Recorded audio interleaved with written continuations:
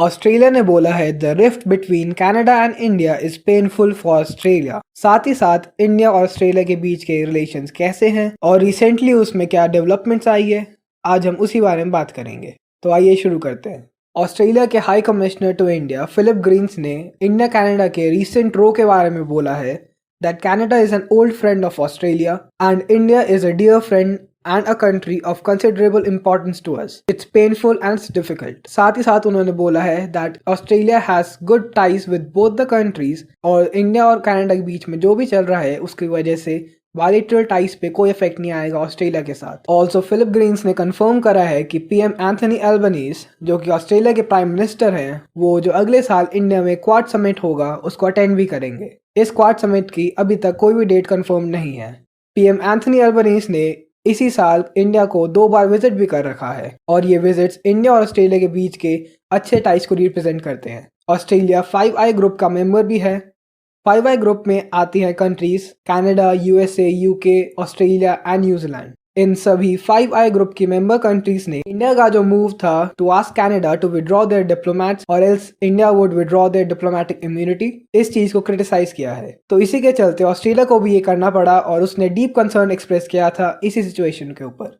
तो आइए अब समझते हैं इंडिया और ऑस्ट्रेलिया के बीच के रिलेशंस कैसे हैं और रिसेंटली उनमें क्या डेवलपमेंट्स आई है। जब रिसेंटली पीएम मोदी ने ऑस्ट्रेलिया को विजिट किया था तब पीएम एंथनी एल्बनीज जो कि ऑस्ट्रेलिया के प्राइम मिनिस्टर हैं, उन्होंने उनको पीएम मोदी द बॉस करके रेफर किया था। साथ ही साथ हमारे जो फॉरेन मिनिस्टर हैं एस जयशंकर, उन्होंने 3 बार विजिट कर लिया ऑस्ट्रेलिया को एक ही साल में। इंडिया और ऑस्ट्रेलिया के बीच में कुछ मेजर सिमिलैरिटीज भी हैं, जिनमें से एक है कि ऑस्ट्रेलिया भी एक ब्रिटिश कॉलोनी थी जस्ट लाइक इंडिया वाज, तो दोनों ही ब्रिटिश एम्पायर के अंडर आते थे। तो इसी की वजह से दोनों कॉमनवेल्थ कंट्रीज भी हैं। कॉमनवेल्थ कंट्रीज वो सारी कंट्रीज है जो एक टाइम पे ब्रिटिश कॉलोनी थी। साथ ही साथ चाइना भी एक कॉमन एनिमी की तरह दोनों के बीच में काम करता है।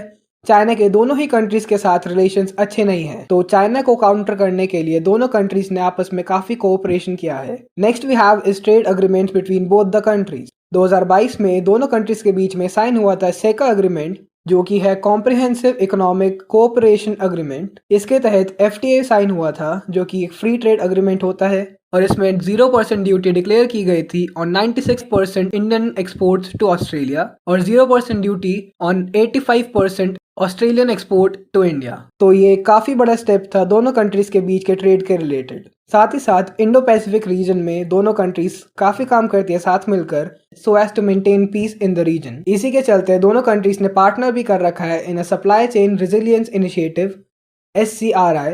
इसके तहत सप्लाई चेन में डिस्टर्बेंस ना हो, इसके रिलेटेड काम किया जाता है so that the supply chain is not disturbed. साथ ही साथ दोनों कंट्रीज क्वाड में भी मेंबर्स हैं। क्वाड में कंट्रीज हैं USA, Japan, Australia and India. और अगस्त 2023 में ही ऑस्ट्रेलिया ने होस्ट करा था मालाबार एक्सरसाइज को, जो कि एक क्वाड का इनिशिएटिव था। तो इससे हम देख सकते हैं कि दोनों कंट्रीज के बीच के रिलेशंस काफी अच्छे हैं और जो कनाडा और इंडिया के बीच के टेंशंस हैं उनकी वजह से ऑस्ट्रेलिया और इंडिया के रिलेशंस खराब होना इसके चांसेस बहुत कम है। तो इस वीडियो में इतना ही, मिलता हूं मैं अगली वीडियो में। Thank you for watching and subscribe for more.